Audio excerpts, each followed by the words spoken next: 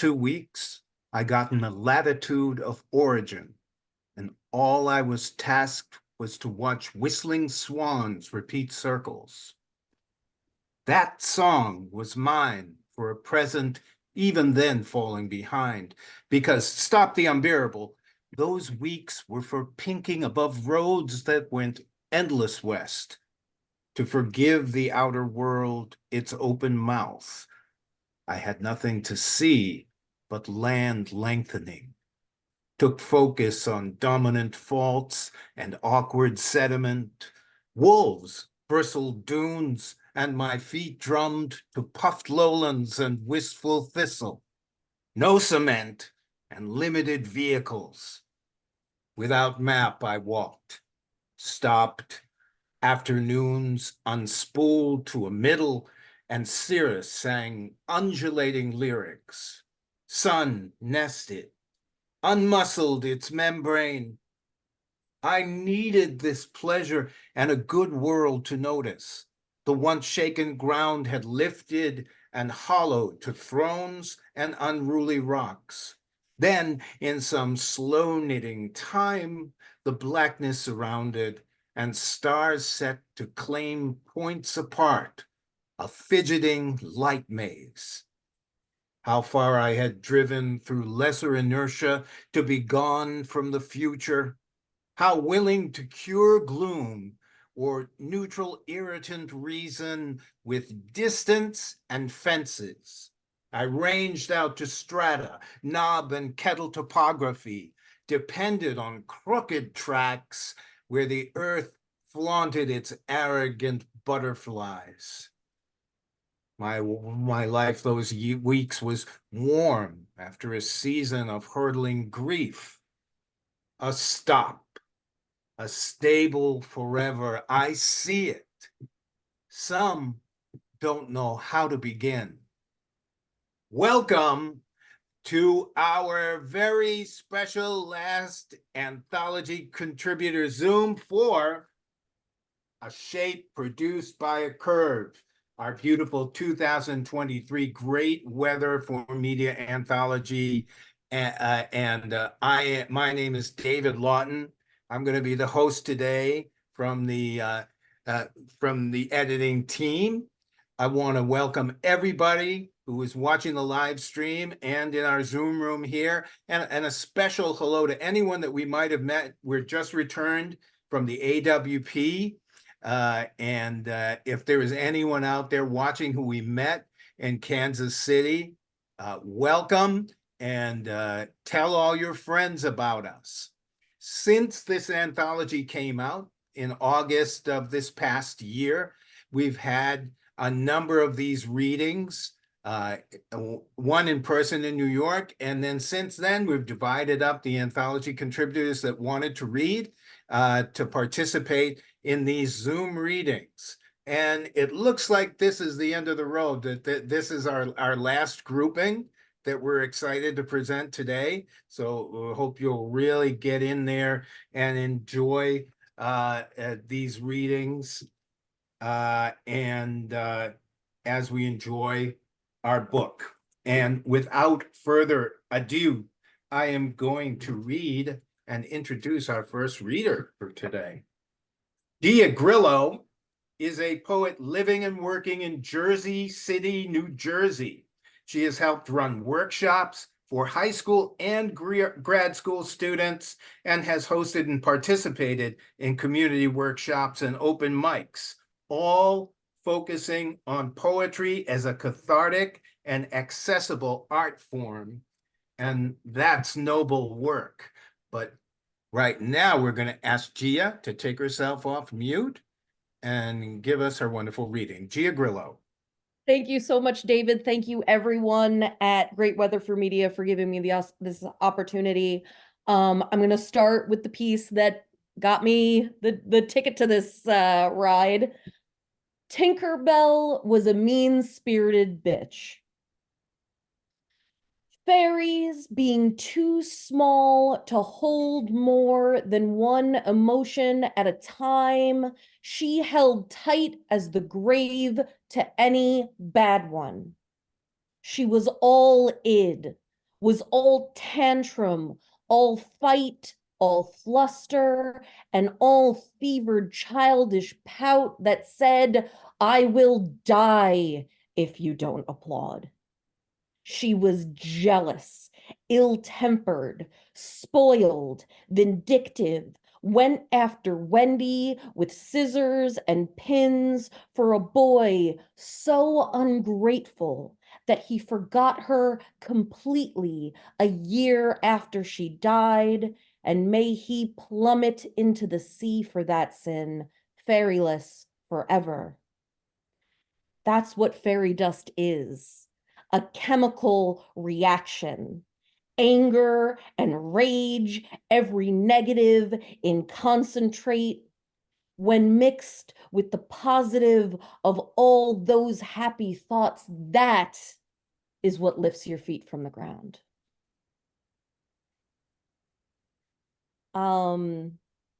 This is a pretty new piece, but one that I'm kind of happy with. Death of the Corpse Flower. When she dies, the night will be silent. The trees surrounding the whole jungle will wait with bated breath for hers. Standing strange, crooked finger, single ballerina leg, arabesque pointed at the sky. Her petaled exterior tough as elephant ears, wide as any tree-trunked cousin. In her belly, hooked rotten hope, boiled herself strong with single purpose, waiting, waiting for her single chance.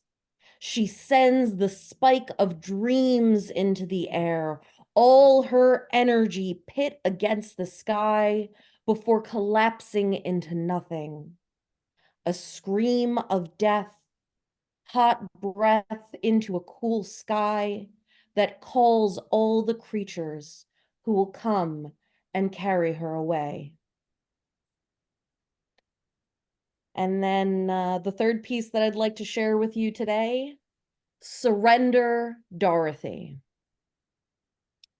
Surrender, to cease resistance, to submit, to capitulate, to yield, to give oneself over, to give in.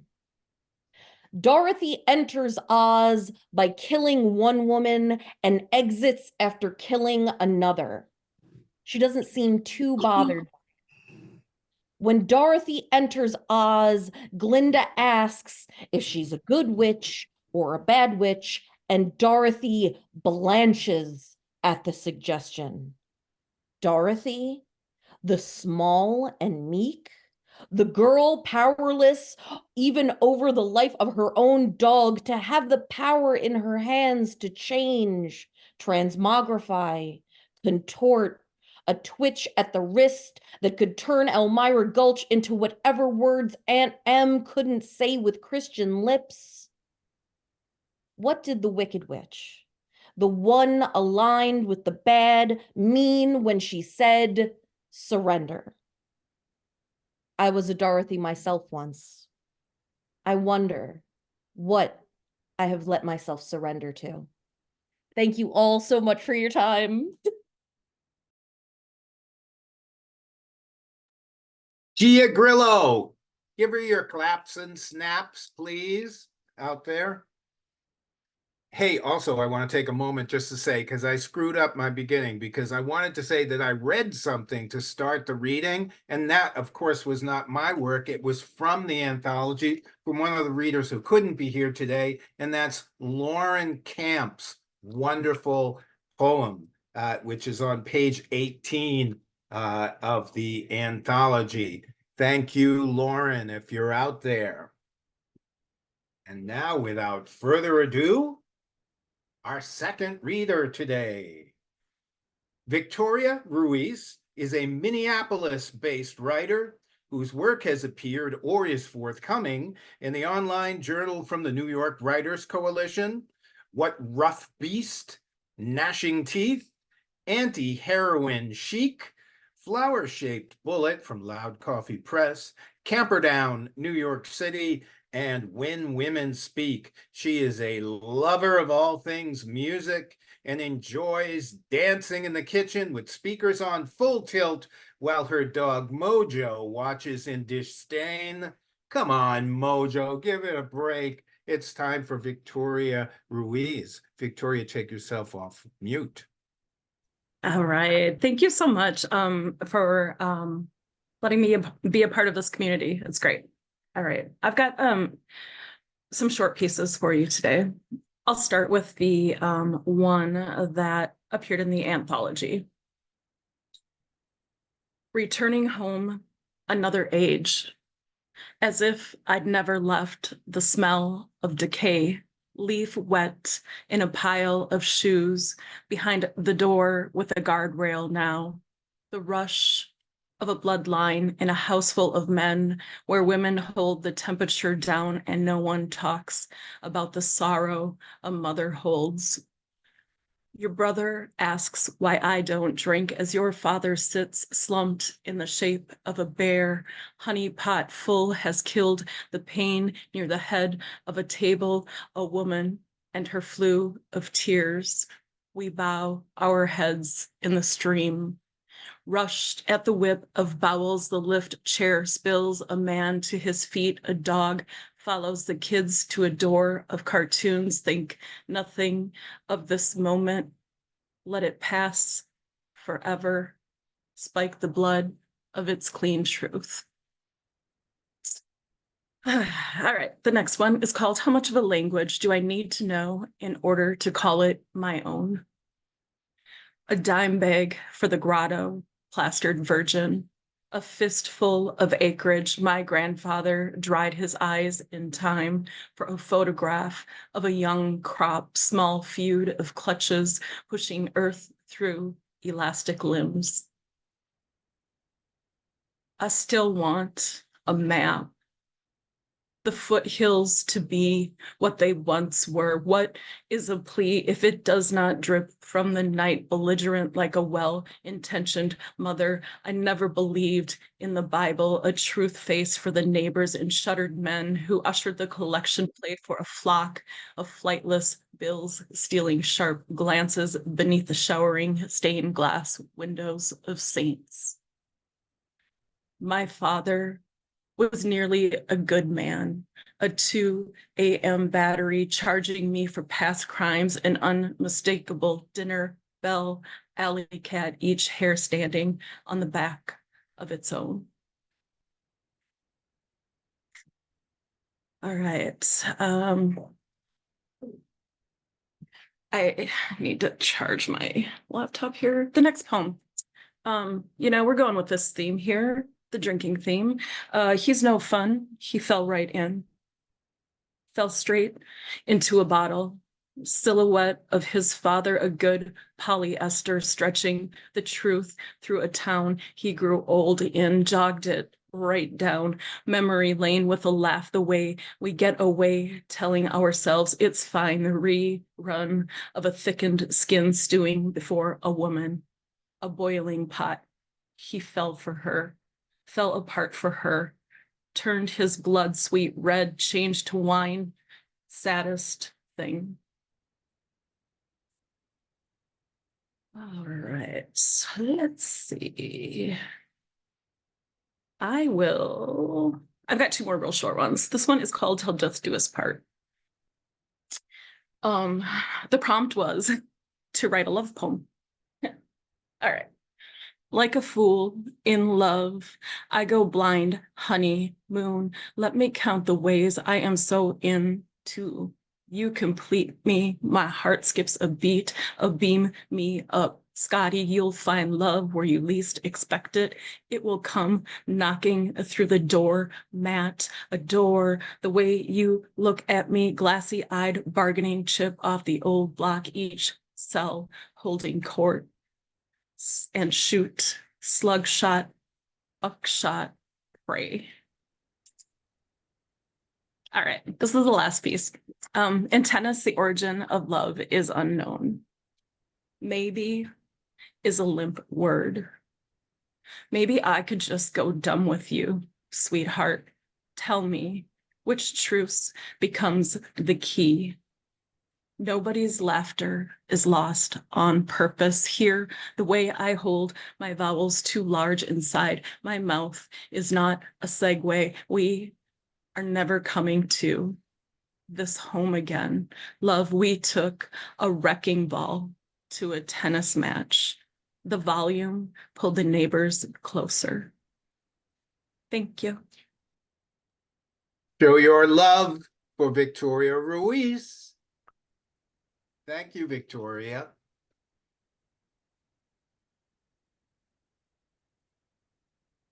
Next up, John J. Trause, the director of Oradell Public Library in New Jersey, is the author of books including Why Sing? Sensitive Skin Press, a book of traditional and experimental poems. Picture This for Your Eyes and Ears, Dos Madres Press, a book of poems on art, film, and photography, and Exercises in High Trees and Great Weather for Media, a book of fictive translations, found poems, and manipulated texts. His work appears internationally in many journals and anthologies. He is fond of cunning acrostics and color-coded chiasmus. It is a mystery to me what it is. But anyway, John, would you take yourself off mute and read for us? Thank you, David. Thank you, Jane. Thank you, Mary, and George and all the folks at Great Weather for Media. I'm very pleased to be here. So I'll read the poem that's in the current anthology, A Shape Produced by a Curve. Seahorse. And how did you and your yellow sheen get into my Mai Tai at a tiki bar called Otto's Shrunken Head? Hypnotic but not potable hippocampus, shooting babies from its chest, plastic, diaphanous, dazzling, a dizzy one would say, ekphrastic, not unlike a silly simile one would make about a phosphorescent, iridescent octopus's camouflage, a chemochromo sham, pelagic, cephalopodic ploy now splashed with curacao, crème de ciel ou enfer, en mer, oh hell, but just as well tragic, like the loss of childhood and innocence and incense and wormwood, sloshed with orgeat syrup, cyanic, lost in lime juice, sluiced through ice cubes, nice, not neat, under the sea in an octopus's garden, in the shade, without the shade of a tiny toy umbrella. Thank you.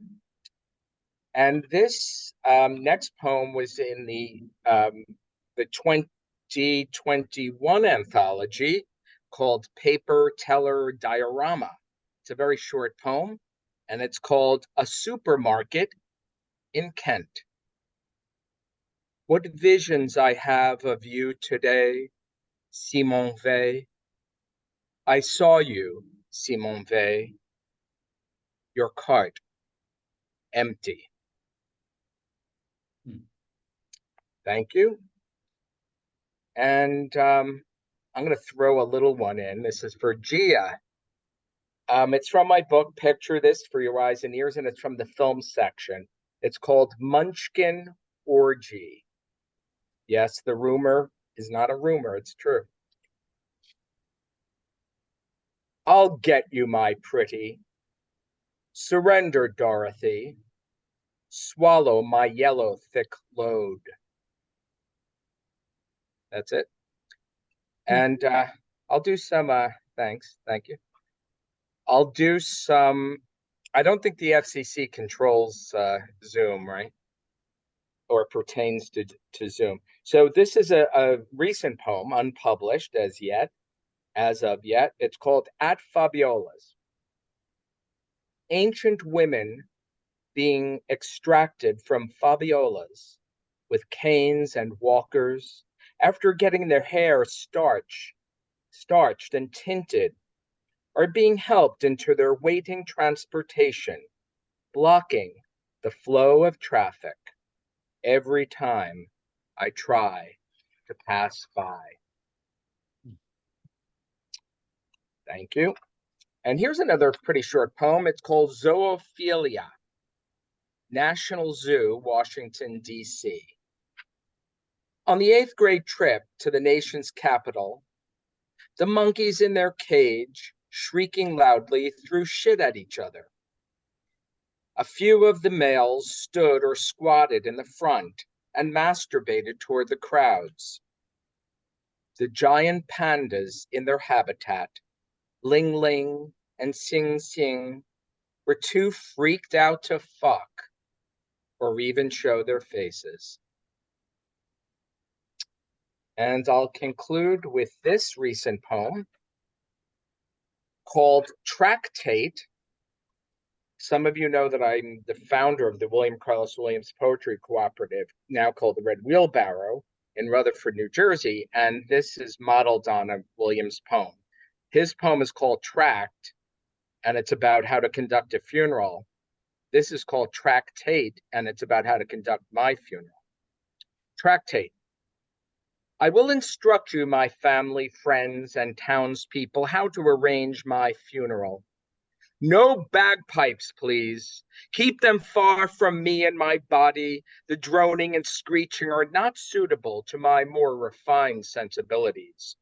Let us not forget the most famous and notorious bagpiper in history. No, not some Celt, but the Emperor Nero, Utricularius, according to Suetonius. And King Edward VIII of England, the Mook of Windsor, mourning the loss of his throne with the tone of his drone, playing the pipes of his piping hot playgirl. And let us not forget those folks and their association from the German tongue twister, Konstantinopolitanische Dudelsachpfeifer Meistermachergesellschaft. Keep them far from me too. Go now. I think you are ready. Thank you very much. John J. Trause, ladies and gentlemen, with a little bit of everything thrown in there. Some of which I don't want to bring up again.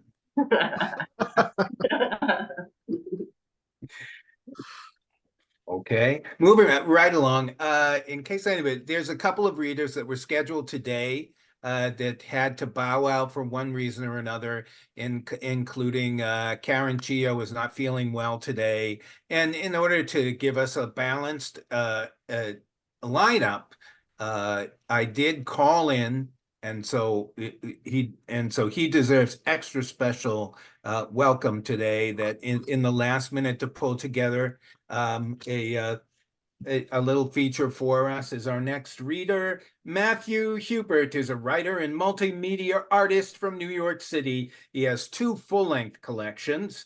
Ism is a retrovirus from our friends at Three Rooms Press, and Secular Pantheism, Neuronautic Press. He is also the author of several chapbooks, and his writing appears in numerous journals and anthologies. Matthew hosts several poetry reading series, including the annual showcase for New York Voices, Night in the Naked City, and the monthly series Neuronautic Institute Presents, which features writers from around the world plus a vibrant open mic.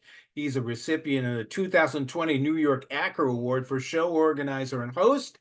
And just the other night, he debuted the fact that Neuronautic has published the new chapbook from our fellow editor at Great Weather for Media and one of the best poets in the world, Thomas Fucalaro. So, Matthew Hupert.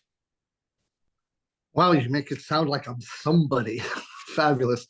Well, I was called in as a ringer, so I just threw something together. I hope it's good. I really I threw mostly new stuff together, and here we go.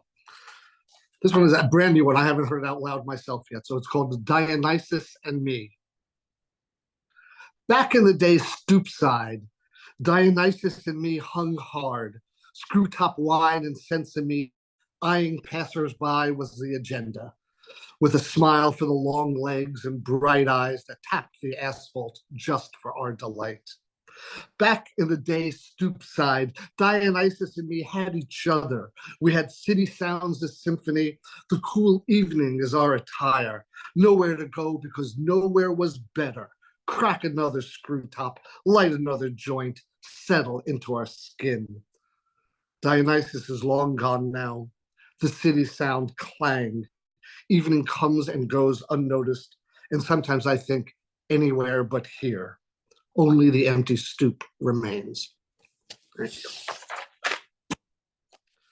And this one is a bit of a poetry geek pun in the title. The I am is IAMB. So anyway, everyone is the guru if you open one eye wide, or I am what I am. Old Popeye the poet, a sailor, a saint, a two-fisted bodhisattva in denim and grace, exactly knew who was who, wafting tobacco in C-sharp air, dispelling illusion with a windmill uppercut, a chortle for the absurd, and all for love. Here's another very new one, untitled. The curve of your belly under my lips, the swirl of burning, the twist of your hips as the sun crossed the ocean, seagulls crying, a day that tasted like burgundy wine. If this was written in the stars, it's time to burn the sky. Thank you. All right, this one, a little bit political, still needs to shake out a little bit, but let's see. It's called I Used to Be an Outlaw, but Now They Sell Weed Like Starbucks. I've said it before, we were frontline soldiers in the war on drugs. A mastodon once said to me, look how many casualties there are in the war on drugs. And I asked whose fault that was, because I didn't declare it war. May have been a lower body count if they declared a hot tub pool party on drugs instead. Now, New York City smells like weed on every street at every hour, but it doesn't feel like victory. They let us have the weed because there was fascism behind the curtain, the motherfuckers funded with fear and a war on drugs. Thank you. All right. By the way, thank you for inviting me. I'm so happy to be called in as a regular by you guys. It's an honor to always thank you. Anyway, this one is called Buddhism Slapped Me in the Face This Morning. I thought I understood that all art is Tibetan sand paintings, that beginnings imply endings, that life is a series of uncertainties, that suffering is a clenched fist around water. And still, I thought some things were certain until you said goodbye. Thank you. The struggle's real. One thing at a time is the worst possible advice because everything always happens all at once. How could it not? Yeah, a pile of short ones here today. You domesticated me until I was no longer wild enough for your love. As I said, the struggle is real. All right, I got two and a little bit more. This is called relativistic effects. Oh, it gets sadder as it goes through, apparently. Relativistic effects. Baby, we got too close to the speed of light till time balled up all in itself and we singularityed into stasis, ungrowthing apart. Sorry, I lagged light years behind. Hadn't realized you re-rocket fired, and I just couldn't catch up, no matter the burn. Baby, it's hard here, still gravitated in orbit, Lagranged in place, knowing you're already several stars away. And this is called The Paradox of Artichokes.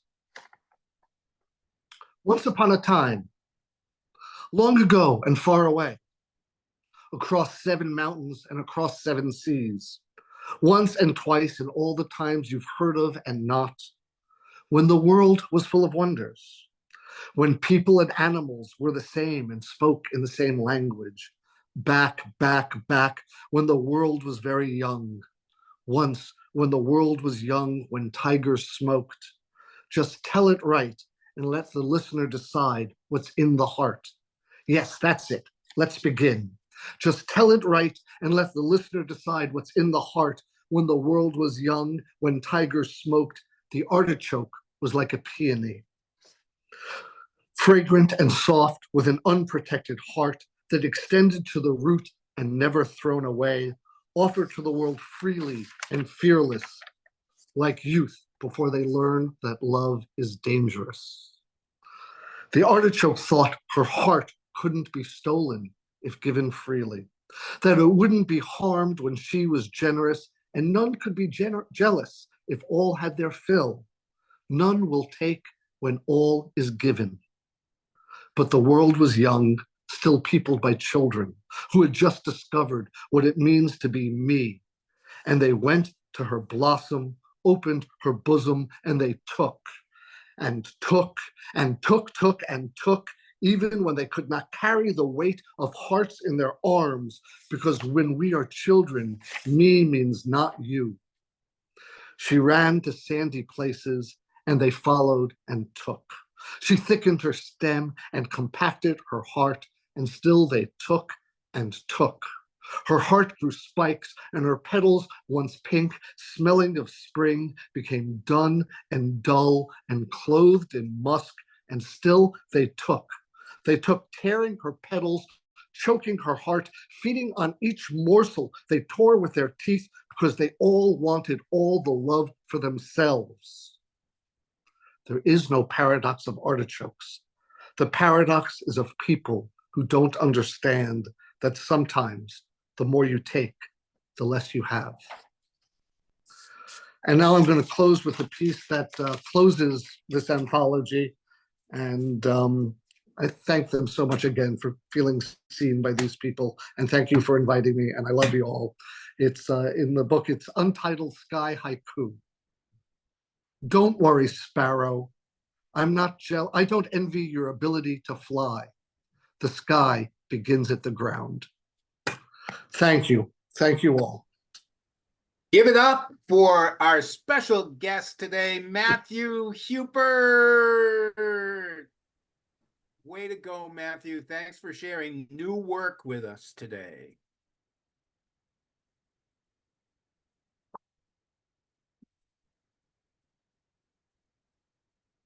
Sarah Bartusch is a licensed professional counselor serving women in the Low Country of Charleston, South Carolina.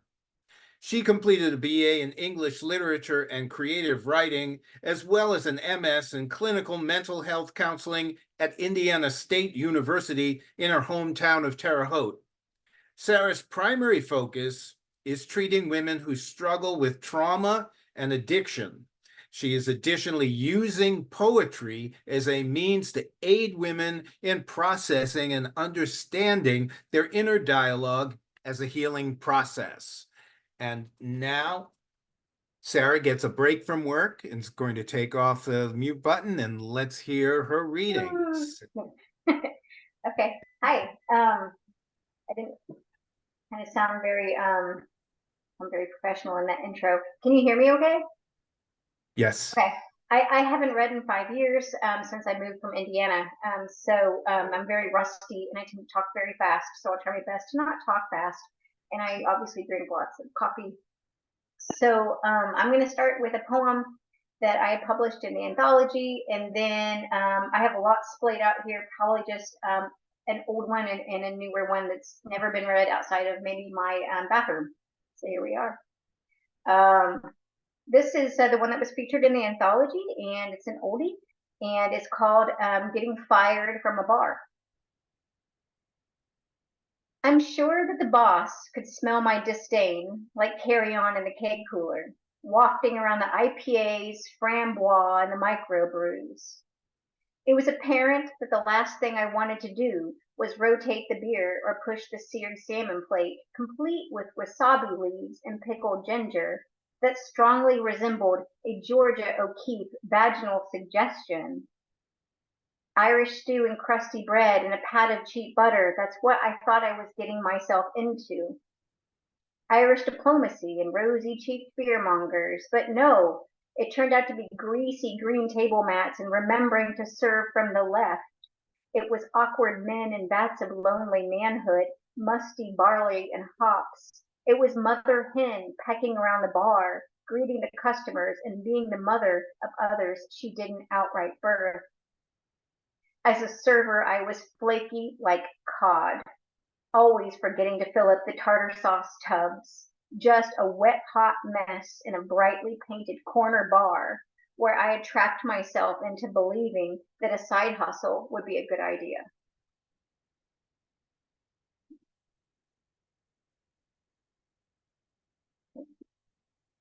I'm going to read, next one I will read is called Gone to Seed.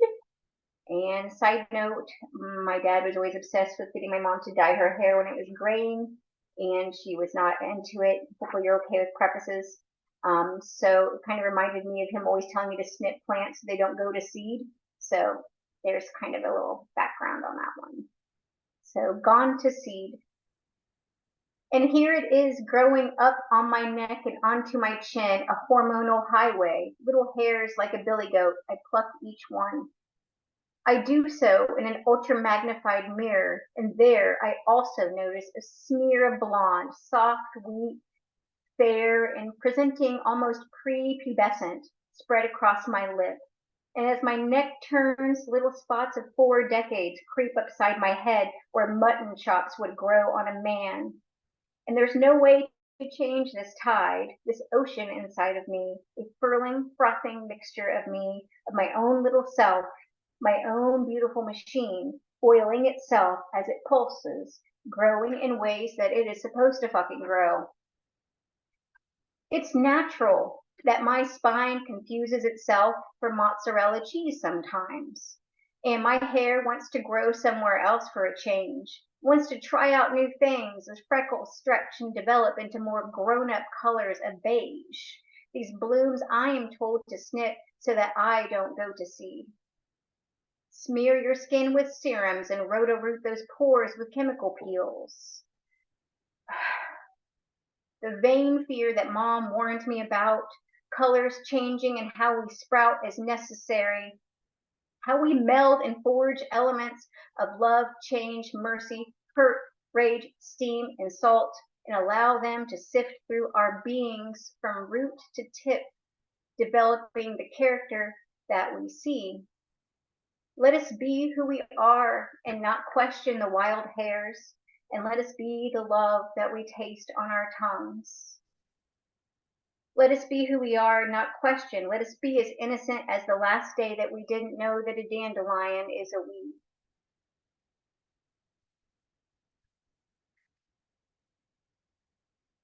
Am I talking too fast? Can I read one more, or at least, is that okay? Okay, I'm gonna read Foxfire, and we'll see where we go from this. I've not read this aloud really before. So here we go. Foxfire. The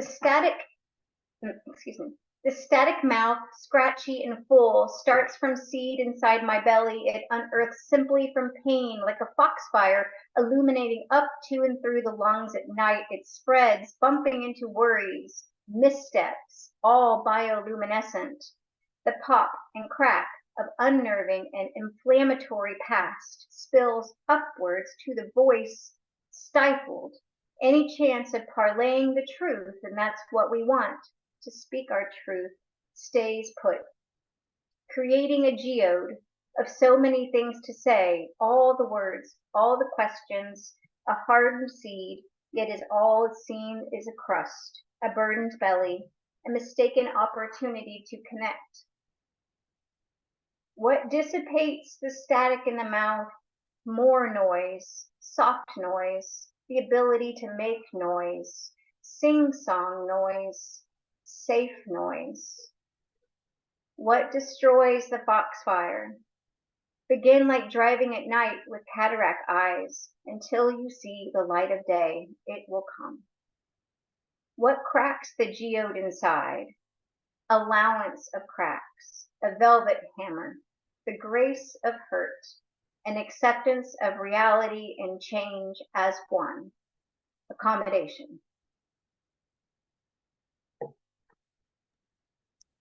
Please let Sarah know that she is not rusty at all. Let's hear it for her. Thank you. And thank you for and thank your job for for giving you time to read today. Yes, thanks. And make them watch the live stream, which will be available on the Great Weather for Media page on Facebook, so they know. Will do. All right.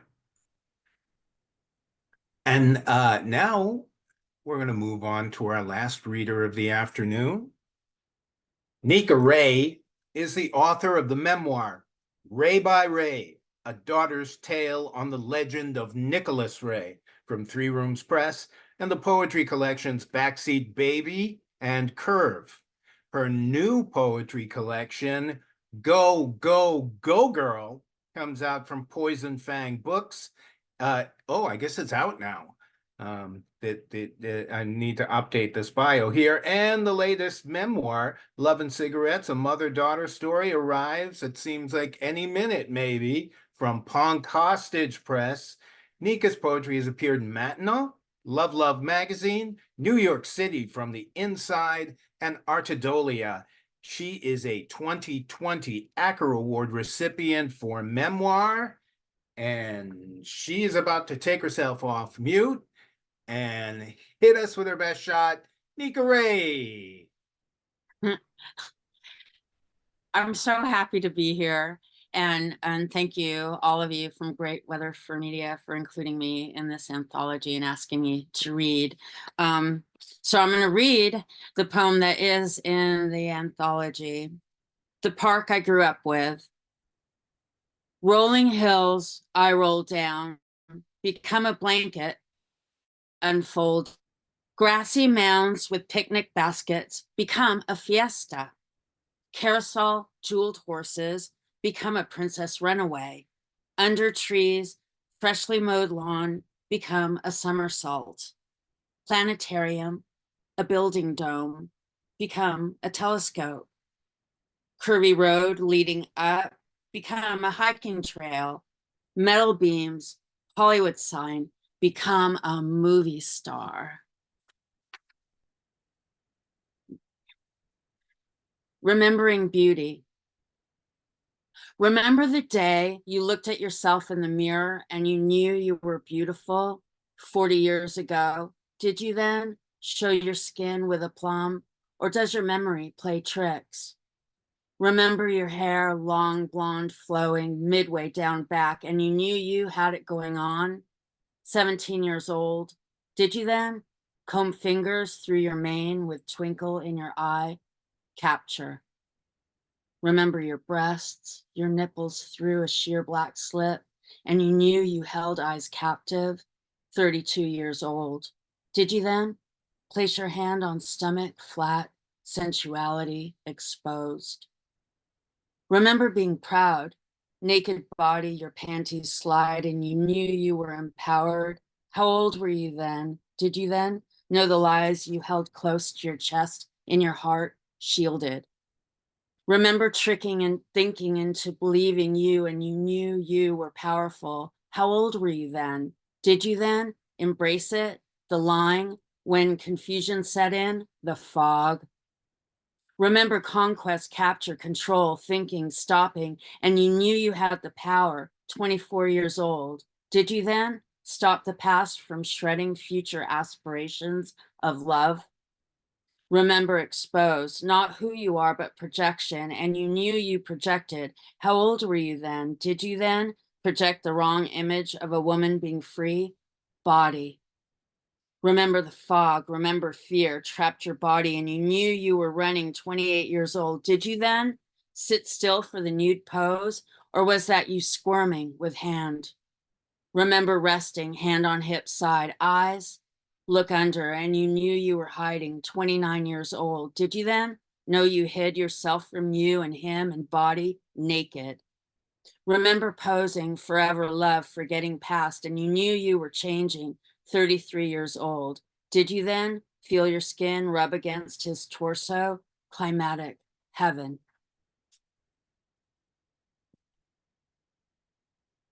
Thank you. This is from my book, Curve. Breathe.